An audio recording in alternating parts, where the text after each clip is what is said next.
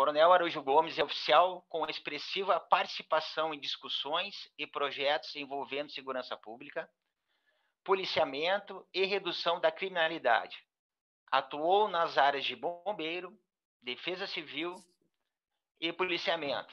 Ao longo dos últimos anos, foi comandante-geral da Corporação, secretário de Segurança Pública de Santa Catarina, presidente do Colegiado Superior de Segurança Pública e perícia oficial do Estado. Por favor.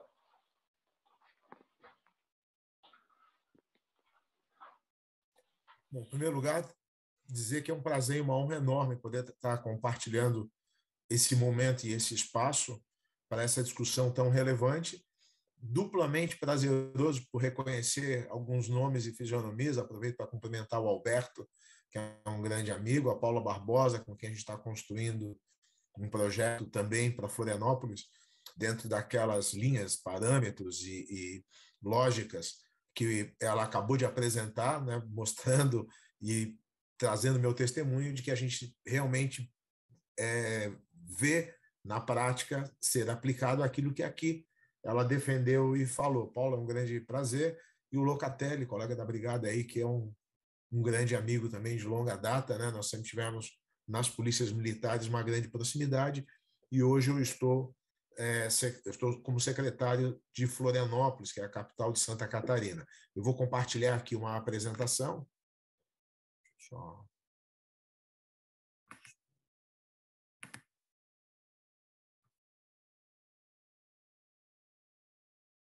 Entrou? Confirma?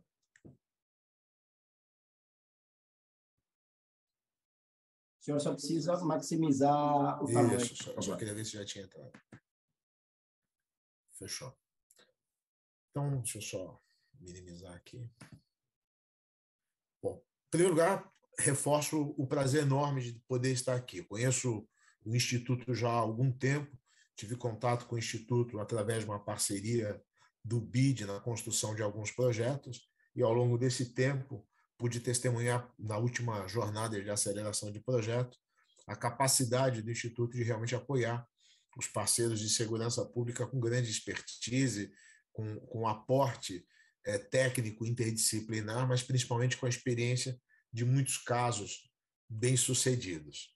Eu sou coronel da reserva da Polícia Militar, como falaram no meu currículo, eu tive a oportunidade de comandar a Polícia Militar nos últimos anos, secretário de Segurança, mas mais recentemente, eu saí do nível estadual, onde Santa Catarina passou por uma grande transformação da segurança pública em diversos aspectos que produziram resultados significativos de queda de criminalidade na transição de 2017 para 2018, mas não é o assunto da palestra hoje.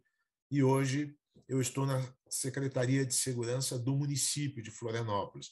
Florianópolis, que é uma capital localizada majoritariamente 3/4 numa ilha, em torno de 500 mil habitantes, 70% do nosso território ele é não edificável, então a gente se concentra numa pequena parte dividida em algumas aglomerações, alguns adensamentos, algumas centralidades por toda a ilha, sendo que dessa população de 500 mil habitantes, em torno de 60 mil vivem em algum tipo de comunidade precarizada, algumas localizadas em morros, outros em áreas de mangues, e que formam um contraste muito grande, tanto com a beleza como com o IDH e a renda per capita da ilha, que é bastante grande, mas que é um fator interessante de compartilhar, porque sempre se imagina Florianópolis como um local com todas as condições ideais para que não haja crime, violência e desordem, o que não é verdade. Manter a cidade com indicadores baixos é um grande esforço, e a prova disso é que até 2017 nós tínhamos graves problemas aqui envolvendo facções criminosas, índices e taxas de mortes violentas bastante altas, crimes contra o patrimônio envolvendo violência bastante alta, e foi necessário um esforço bastante grande para reverter isso. Hoje, na Secretaria, antes de entrar no assunto principal, nós desenvolvemos um modelo conceitual de intervenção na segurança pública, que é baseado nos mesmos princípios que o Locatelli apresentou, apenas fazendo um rearranjo conceitual de uma apresentação diferenciada. Então, nós temos o compromisso de inovar na gestão local. Essa questão da governança foi tratada fortalecendo um Conselho Municipal de Segurança, criando um gabinete de gestão integrada, com algumas estruturas permanentes de integração, das quais a mais ativa no momento é a primeira, que é a Coordenadoria de Operações Integradas, que é secundada pela Coordenadoria de Estratégias de Prevenção Integrada, Observatório e Comunicação de Risco. Então, esse compromisso de inovar na gestão local se dá com estratégias de gestão de risco, esse matriciamento da questão de crime, violência e desordem, baseado no conceito, no modelo conceitual de reduzir probabilidade e impacto dos incidentes e suas consequências, orientada a resultados, que é o segundo vetor de ação, e principalmente baseadas em evidências, né? A gente fez uma opção consciente de migrar do modelo intuitivo, do modelo baseado em experiências pessoais ou preferências pessoais e institucionais, para um modelo que se baseasse fortemente em estratégias, programas e práticas que tivessem robustas evidências de impacto positivo, para proteger as pessoas vulneráveis, tornar os espaços urbanos seguros e aplicar a lei com legitimidade, reduzindo assim a vitimização e o medo da violência e desordem. Mas o tema que me traz aqui, na verdade, é o tema da inovação e tecnologia. É um tema interessante por várias razões, mas talvez o mais desafiador, principalmente para quem atua aqui no município, seja uma percepção parecida com a minha. Todos os nossos prefeitos, secretários, empresários, de todos os níveis, estamos extremamente focados nas modificações e na introdução, na adoção de um conceito de cidade inteligente baseada em conectividade, em tecnologia, em comunicação, que se convencionou chamar Smart Cities. Isso traz dois problemas para a nossa discussão. O primeiro deles é que, normalmente, os diagramas são muito racionais e claros, né? As imagens projetadas de futuro são muito boas, de uma conectividade gigante, das coisas funcionando bem, mas muitos de nós trabalhamos em cidade cuja realidade não é exatamente essa realidade sobre a qual se aplica matrizes de tecnologia baseada em cidades inteligentes. São cidades que têm grandes áreas, ou grande parte da população, submetidas a condições de precariedade, saneamento básico, de construção, de acesso, de preservação ambiental, enfim, de condições básicas, e que muitas vezes nem a energia elétrica chega de forma legal, que dirá algumas vertentes de tecnologia. E a segunda preocupação, o desafio, é como nós entramos nesse modelo onde se imagina que tudo será smart, e como a segurança, a proteção das pessoas se fará se integrando com esse novo modelo, com esse novo universo de tecnologia que pretende ser disruptivo em relação aos modelos atuais de gestão e governança dos territórios e das cidades. Eu gosto sempre de começar pelo começo. E aí, Locatelli, eu sempre me perguntava como traduzir no município o conceito de ordem pública, fazendo com que ele conversasse diretamente com os municípios, com o município, né, e com a municipalidade. E aqui em Florianópolis, a gente adotou o conceito de que a nossa tarefa, a nossa missão, o nosso escopo é de fazer a gestão da convivência. A gente faz a gestão da convivência das pessoas entre si, em todas as dimensões, não só as criminais, e das pessoas com o meio onde elas estão inseridas, com a paisagem urbana e as suas dinâmicas. Essa gestão da convivência das pessoas e das pessoas com os meios, o meio onde elas estão, se dá, no nosso caso, baseado em três eixos. Controlar os incidentes de crime, violência e desordem e reduzi-los a níveis considerados aceitáveis, seja pela literatura, seja pelo senso comum de percepção de risco daquela comunidade. reduzir o medo concreto de vitimização e os seus impactos para a qualidade de vida e para as rotinas da cidade, quer dizer, não apenas o medo abstrato, mas como ele impacta as decisões das pessoas do dia a dia, se o filho pode voltar mais tarde de ônibus do colégio, se a filha pode ir numa festa, se o carro pode ficar estacionado na porta de um restaurante, se ele pode sair de casa no final de semana para almoçar sem temor de vitimização, e, por último, para aumentar a confiança das pessoas na capacidade da estrutura de Estado, nesse caso representado pela municipalidade, de proteger as pessoas, o lugar onde elas vivem, os valores em que elas acreditam, a cultura da onde elas provêm e que elas pretendem preservar, o meio ambiente em todas as suas dimensões. Trabalhando, então, nas 3 grandes dimensões da ordem pública, a segurança pública, a ausência ou controle sobre a criminalidade, a tranquilidade, a ausência ou controle de desordem, e a salubridade pública, que é a proteção da vida no sentido mais amplo, mas principalmente em relação às ameaças decorrentes de violência. Nesse modelo, a cidade assumiu alguns compromissos, que são os compromissos que norteiam a nossa estrutura de intervenção.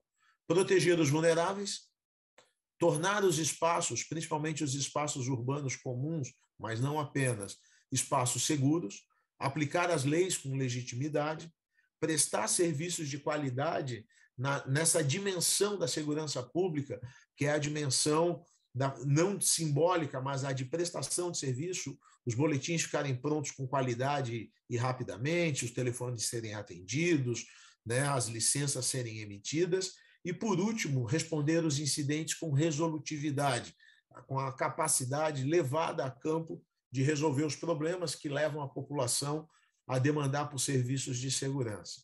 Isso, obviamente, envolve um universo gigante de atores ou de stakeholders ou de parceiros que tem a sua parcela de contribuição e de protagonismo dependendo da perspectiva que a gente adota. Então, você tem atores policiais, polícia militar, civil, científica e penal, atores ligados às questões ambientais e tecnológicas das ameaças, Corpo de Bombeiros, de Defesa Civil, a gestão do trânsito, tendo na violência no trânsito um vetor importante de atenção, os vários atores da União, do Estado, do município, e sempre é importante destacar a sociedade civil e o terceiro setor. Quando a gente faz essa perspectiva, quando a gente constrói essa perspectiva e traz a discussão da tecnologia para a segurança pública, eu sempre gosto de destacar que a tecnologia sempre andou para e passo, andou em paralelo com o policiamento, a aplicação da lei e as estratégias de controle social para a redução de crime, violência e desordem.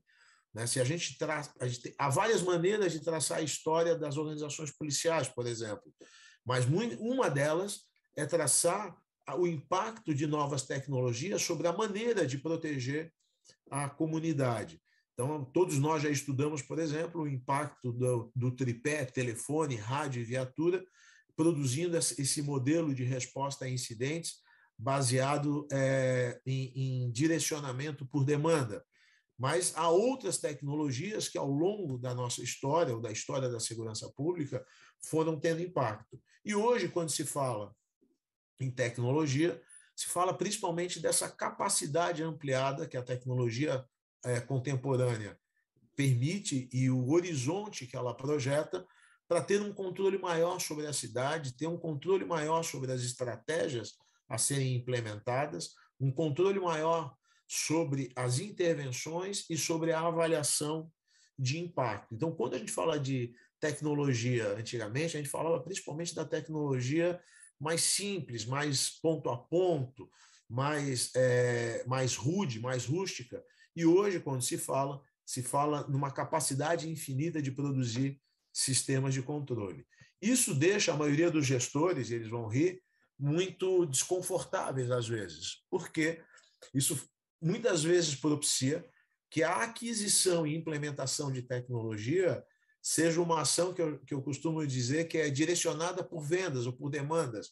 Então, aparece um cara sorridente, com um PowerPoint bacana, vídeos interessantes, alguns cases bem-sucedidos, e às vezes a gente acaba colocando o olhar sobre uma nova tecnologia sem ter uma correta percepção de onde ela se encaixa no nosso modelo de segurança e de quais são os impactos reais, cientificamente definidos, parametrizados, que elas provocam. E aí a gente acaba criando, primeiro, sonhos e promessas que acabam não sendo entregues à comunidade, né, porque nenhuma tecnologia é uma panaceia, e, ao mesmo tempo, frustrações internas e gastos que acabam comprometendo o gestor público e a sua gestão, se não por outra coisa, pelo desvio em relação aos seus propósitos. Por isso, é sempre interessante ter a percepção que a tecnologia voltada para a segurança pública, ela ataca, ela envolve, ela influencia, ela impacta diferentes vetores segundo diferentes modelos. Eu busquei na academia esse modelo baseado em 4 vetores que eu considero bem interessante. Você tem tecnologias voltadas para a consciência situacional, para a obtenção e trabalho sobre a produção de conhecimento recolhido, seja no território físico, seja no cyberespaço. Você tem as tecnologias voltadas para as capacidades preditivas e desenvolvendo a possibilidade, as capacidades de você antecipar tendências e atuar sobre elas antes que elas se tornem incidentes ou que os incidentes se tornem problemas efetivos de segurança pública, as tecnologias voltadas para a interação e participação do cidadão e as tecnologias voltadas para melhorar a qualidade das interações dos atores de segurança pública com a sociedade. E aí a gente tem uma panaceia, não uma panaceia, a gente tem uma miríade, né? A gente tem um monte, né, de opções de tecnologia que ficam ao dispor e ficam disponíveis para o gestor.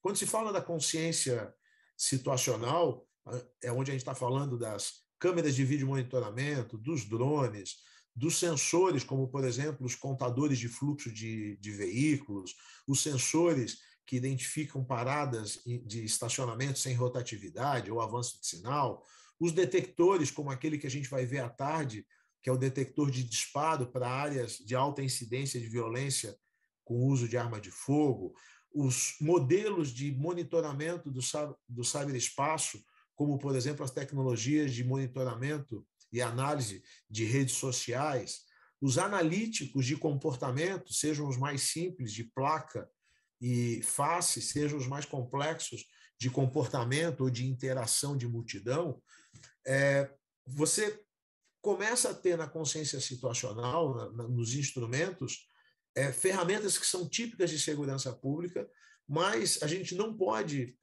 ignorar que essa nova cidade que se constrói, ela se constrói a partir de uma série de instrumentos de consciência situacional que, se devidamente integrados, complementam a visão construída para o gestor de segurança sobre o espaço que ele tem que proteger. Então, as cidades hoje têm controle, por exemplo, de trânsito e tráfego, de sistema semafórico, de meio ambiente, de estacionamento, de transporte, integração via sistema das informações de saúde, de educação, de assistência social, de gestão dos ativos de infraestrutura do município, como praças, parques, instalações de prestação de serviço, enfim, uma quantidade enorme que podem, de alguma maneira, contribuir para você ter consciência situacional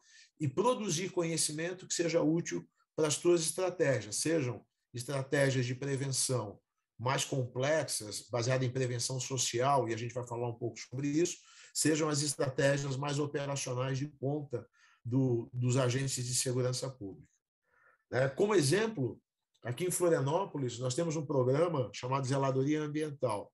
Então, a cidade foi dividida em 600 espaços, em torno de 150 já foram ativados, onde moradores daqueles espaços aderem ao programa voluntariamente, que é um programa remunerado, para cuidar de em torno de 3 mil metros quadrados ao redor da sua casa, vias, praças, espaços públicos. E, através de um sistema de aplicativo, ele vai registrando a produção dele e vai, de alguma maneira, e essa produção é mensurada, ela é valorada e representa uma restituição financeira. Bom, esse é um programa tipicamente ambiental, mas que conversa com a questão de segurança pública, seja pela vertente da situação, da prevenção situacional e a preservação dos espaços defensáveis, com todos os seus atributos, seja porque acabam sendo olhos do Estado conectados com a segurança pública para a identificação de problemas. Outro exemplo, que está em teste, deve ser implementado em breve, é o monitoramento de eventos de desordem, vandalismo ou degradação urbana por meio eletrônico. Então, um veículo passa, segundo uma ronda programada, e ele identifica, através de um algoritmo, os mais diversos incidentes que se queira programar: buraco,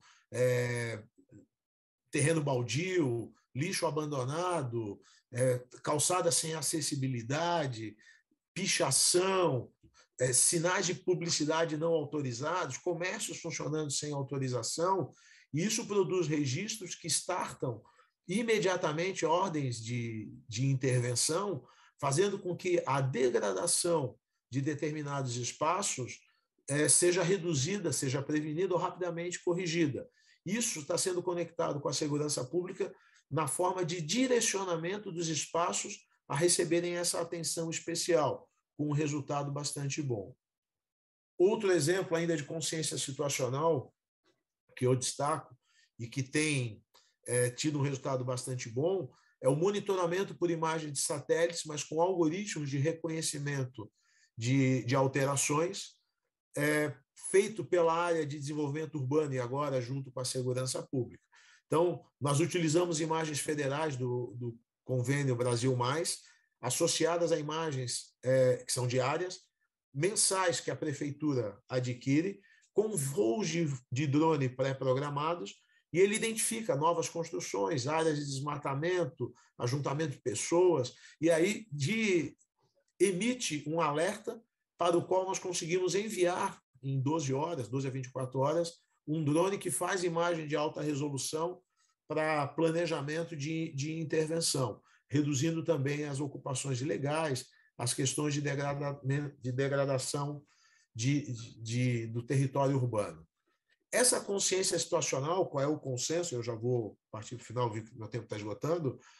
Essa consciência situacional, o consenso é que a chave dela está na integração e na capacidade de você utilizar essa informação para a produção de conhecimentos que sejam relevantes dentro dos eixos que você estabeleceu para a sua política local, para a sua política municipal de segurança pública.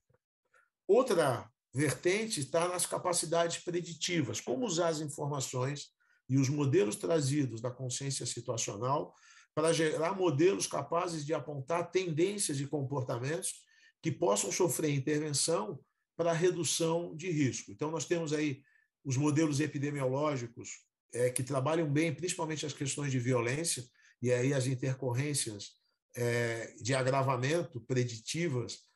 Tem vários exemplos, como aquele citado pelo Coronel Locatelli no seu programa, que interfere na educação socioemocional de determinada faixa etária de crianças, e modelos preditivos baseados em tendência de deslocamento dos pontos quentes ao longo do dia, permitindo estratégias policiais ou não policiais de intervenção para reduzir o risco nesses locais. A participação do cidadão, outro eixo de tecnologia, e aí é interessante, há um modelo muito interessante de intervenção que trabalha a participação do cidadão em 4 grandes modelos ou vertentes ou espaços, o que eles chamam de cidadão explorador, que é o cidadão como olhos da cidade para as questões de crime, violência e desordem. Um exemplo são as redes de vizinhos ou as redes de vizinhança ou derivadas do Neighbors Watch e que ganham um outro significado quando ganham o aporte de tecnologia. O cidadão idealizador, que é a capacidade ou o espaço ou o caminho, o canal para que o cidadão possa sugerir soluções a partir de problemas que ele presencia, conhece ou vive. O cidadão resolvedor, que são os canais do cidadão com capacidade de intervir para resolver determinados tipos de problema, e o cidadão difusor, onde ele acaba sendo o responsável ou tendo um papel de difundir informações importantes para a segurança pública. Um exemplo de tecnologia voltada para isso são os apps, são os aplicativos que conectam o cidadão com a segurança pública, por exemplo. Então, em Santa Catarina, nós temos um aplicativo chamado PMSC Cidadão, que oferece uma série de serviços e canais de interação. A rede de vizinhos pode ser gerenciada por esse aplicativo, a rede Catarina, que protege as mulheres, onde no modelo que incorpora Maria da Penha, mas tem algumas coisas agregadas, né? A rede rural de segurança para as áreas rurais, a rede de segurança escolar e o botão de pânico para as mulheres vítimas de violência e que tem medida protetiva e que agora está sendo integrado pela Polícia Militar com as tornozeleiras, de tal maneira que a mulher é avisada se o agressor chegar muito perto dela. E, por último, então, a qualidade das interações, tornando elas mais amigáveis, transparentes, legítimas e resolutivas. Então, a gente tem uma série de tecnologias com impacto no resultado produzido nessas interações. Em Santa Catarina e em alguns outros estados, como Rondônia, a primeira e mais impactante foi a adoção dos terminais mobile. Então, a capacidade de levar para a mão do policial e para a viatura dele todas as capacidades da organização de produzir boletins, de fazer análise, de requisitar exames, de agendar audiências, de fazer o termo circunstanciado no local dos fatos, acaba sendo um diferencial bastante grande, porque ele elimina a última milha da ocorrência, que sempre era se dirigir a uma instalação, uma edificação, para completar o trabalho, seja registrando um boletim, seja tendo que marcar um exame de corpo de delito ou complementar um laudo, né, um boletim de um acidente de trânsito. O segundo que eu destaco são as câmeras corporais. Eu não vou me deter sobre elas. Santa Catarina foi precursora no uso delas em larga escala no Brasil. Foi um modelo bem peculiar, que foi antecedido por um estudo de impacto e de evidências que vai ser apresentado no começo da tarde, às 14 horas, mas ela, com certeza, mudou a nossa capacidade de interação com a sociedade. A disseminação das armas menos letais entra na categoria de tecnologias e acaba tendo um papel muito importante na legitimidade do uso da força e na oferta de alternativas ao agente da lei, e as capacidades forenses, que muitas vezes são ignoradas. Normalmente, quando se fala de tecnologia voltada para a segurança pública, se esquece do backstage, né? Se esquece dos bastidores, que é a continuidade do ciclo de persecução e a capacidade de produzir provas de qualidade. Então, os laboratórios forenses, os equipamentos de análise balística, a análise de DNA e os bancos de DNA, esse esforço que está sendo feito pelo governo federal, que tem tido repercussão nos estados, e às vezes até soluções muito simples. Aqui vou até compartilhar com o Locatelli. Em Santa Catarina, nós tínhamos um problema, que era o laudo de constatação de pequenas quantidades de drogas apreendidas nos termos circunstanciados. E o problema é que isso tinha uma demanda muito grande e levava muito tempo para a gente ter retorno da constatação de pequenas quantidades. E nós acabávamos desperdiçando quase 2.000 laudos por ano, porque quando eles chegavam, a audiência de transação já tinha acontecido. E a transação já tinha tido efeito e o laudo não era mais necessário. Aqui nós colocamos, e aí a tecnologia às vezes pode ser uma solução simples, um kit para que o próprio policial que faz a apreensão por meio de um convênio do treinamento com a Polícia Científica, fizesse a constatação. Nós tivemos um aumento gigantesco da eficiência dos nossos termos circunstanciados, que já chegavam em juízo com um laudo de constatação, e tivemos uma redução de custo gigantesca com uma manobra muito simples, né? Bom, quais são os fatores de sucesso para a gente encerrar? Eu vou destacar 3 fatores de sucesso que eu reputo como essenciais quando se fala da tecnologia. O primeiro é que as tecnologias não podem guiar o seu planejamento, as suas estratégias de segurança, sejam municipais ou estaduais. A estratégia é que tem que buscar as tecnologias. Então, a capacidade de priorizar os problemas, de identificar as estratégias, de produzir planos, integrando bases de dados de diversas áreas com intersetorialidade e interdisciplinariedade, é absolutamente fundamental. E aqui até fica o compartilhamento que nós estamos desenvolvendo junto com o BID para Florianópolis, num projeto piloto para a América Latina e Caribe, uma plataforma digital para que isso seja feito segundo um padrão baseado em evidências, utilizando um bom banco de evidências, mas que tenha uma lógica de tal maneira que as intervenções, inclusive de tecnologia, sejam direcionadas pelas reais necessidades e por estratégias de impacto positivo. Segunda questão é que as tecnologias precisam ter evidências de impacto relevantes, pelo preço delas, pelo custo de implantação e manutenção e pelas expectativas que elas geram. É muito comum que elas acabem frustrando. Então, se gasta uma grana danada e, às vezes, elas não têm o resultado esperado. Hoje, a maioria dos bancos de evidências são internacionais e tem a dificuldade da língua, mas, como o Alberto já destacou, ele trabalhou nesse projeto e eu tive acesso ao resultado, a plataforma de evidência que vai ser disponibilizada em português é extremamente rica e vai ser um repositório importante que vai auxiliar o gestor na tomada de decisão. E o último é que o conceito é muito simples. É preciso atuar em rede, compartilhar localmente as informações, integrar a gestão local e construir convergência de resultados. As tecnologias, muitas vezes, têm uso múltiplo.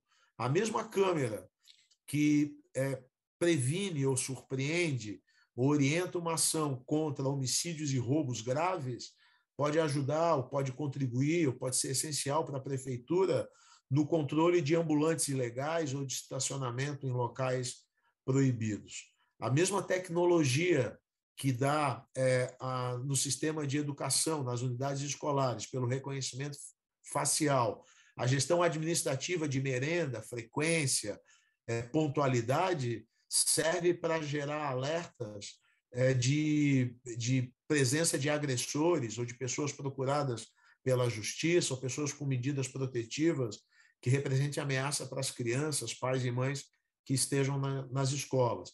Aqui em Florianópolis, por exemplo, todos os ônibus têm, para a gestão de trânsito, câmeras no seu interior.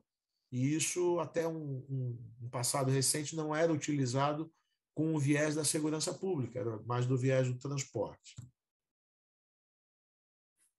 Termino compartilhando com vocês o que eu vivi, né, e talvez seja uma das frases mais verdadeiras para quem trabalha com tecnologia e inovação na área de segurança pública, onde muitas vezes há uma priorização das soluções de curto prazo, menos profundas e mais visíveis, que nem sempre são as principais.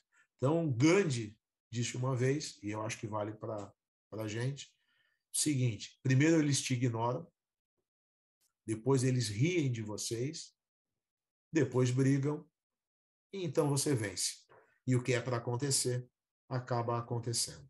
Muito obrigado, foi um prazer enorme, gigantesco, né? Agradeço de novo a deferência. Esse QR Code dá acesso aí ao meu contato, quem tiver interesse, tiver curiosidade, eu fico depois à disposição pelo WhatsApp para responder perguntas, ou trocar informações, ou receber informações, mas foi um prazer, uma honra, e fico à disposição aí para o debate que se segue, tá bom? Muito obrigado.